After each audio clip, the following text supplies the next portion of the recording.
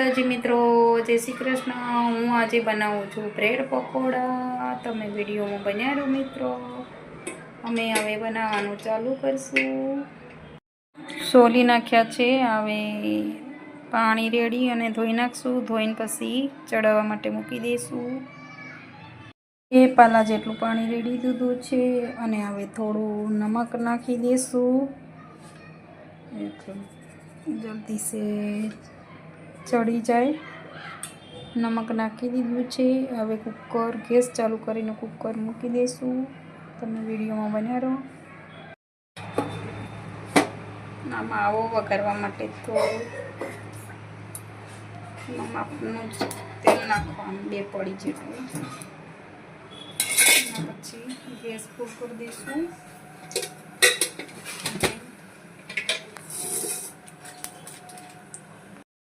ભાગી નાખવાના। એમાં જો મસાલો કરી દઉં છું। હળદર નાખી, 1 ચમચી હળદર, આ સૂકું મરચું લીલું નાખવાનું છે એટલે સૂકું ઓછું નાખશું। આ છે ધાણા જીરું, થોડું નમક, કારણ કે બટાકા ચડવ્યા હતા એટલે નાખ્યું હતું, એટલે નહીં નાખવાનું। ત્યારે આવી રીતે હલાવી લઈશું। અમે તો આવી રીતે બનાવીએ છીએ, તો અમે કેવી રીતે બનાવવું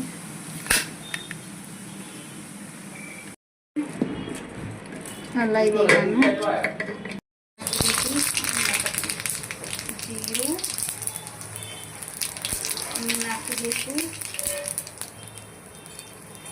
નાળી નાખી દઈશું લસણ મરચાંની પેસ્ટ। પછી માવો નાખી દઈશું।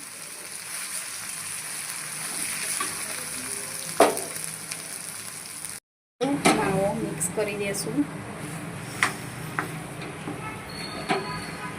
આવી રીતે મિક્સ કરી લેવાનું।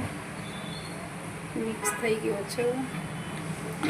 હવે ચણાનો લોટ તૈયાર કરી દઈશું। ગરમ કરવા માટે મૂકી દઈશું। તેલ ગરમ થાય એટલા ઘડી ચણાનો લોટ તૈયાર કરી લઈશું। ચણાનો લોટ તૈયાર કરી લઈશું મસાલો નાખીને।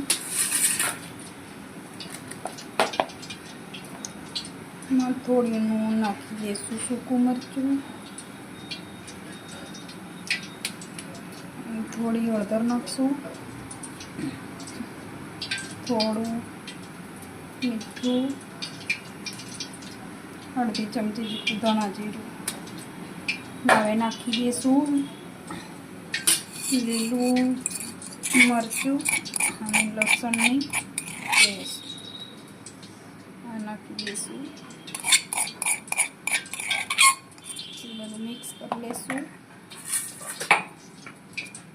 આવી રીતે મિક્સ કરી લઈશું। થોડું થોડું પાણી રેડી અને પછી મિક્સ કરી લઈશું। થોડું થોડું પાણી નાખી હલાવી દઈશું। આવી રીતે મિક્સ કરી લઈશું। બહુ પાતળું નહીં કરવાનું, બહુ જાડું નહીં, અને મીડિયમ રાખવાનું। અમારે 2 જણ માટે જ બનાવીએ છીએ, હું અને પ્રિસા માટે। એના પપ્પાને જૈનિશને તો બહાર જવાનું છે જમવા, અમારે 2 માટે જ બનાવીએ છીએ।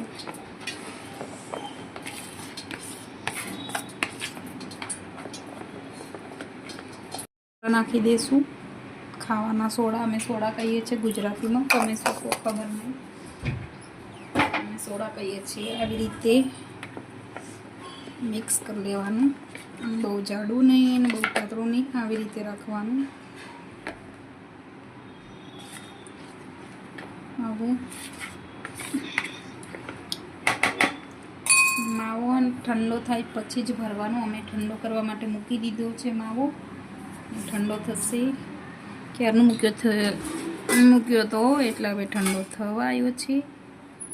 એટલે હવે મેં તળવાનું તૈયારી કરશું. અમે સોસ લગાવીએ છીએ,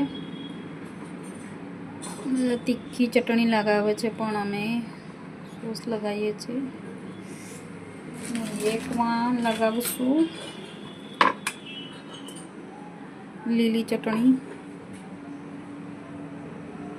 આવી રીતે લગાવી દઈશું.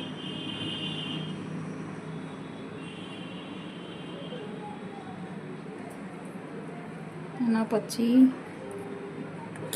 માવું મૂકી દઈશું. એ રીતે માવું ભરી દઈશું. વધારે ભાવતો હોય તો વધારે પણ ભરી શકો. આવી રીતે સરસ લગાવી દેવાનો. એના પછી આવી રીતે દબાઈ દઈશું. આવી રીતે દબાઈને પછી આવી રીતે કટિંગ કરી નાખશું.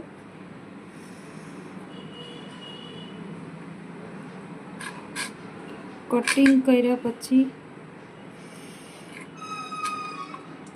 આવી રીતે લોટમાં આવી રીતે બે બાજુ ફેરવી અને આવી રીતે લગાવી દેવાનું. લગાવ્યા પછી સરસ લગાવી દેવાનું. રીતે ધીમે ધીમે મૂકી દેવાનું તેલમાં. થોડો થોડો લાલ થવા દેવાનો. એના પછી કાઢી લેશું. એક એક કાઢશું, બહુ મોટા છે એટલે.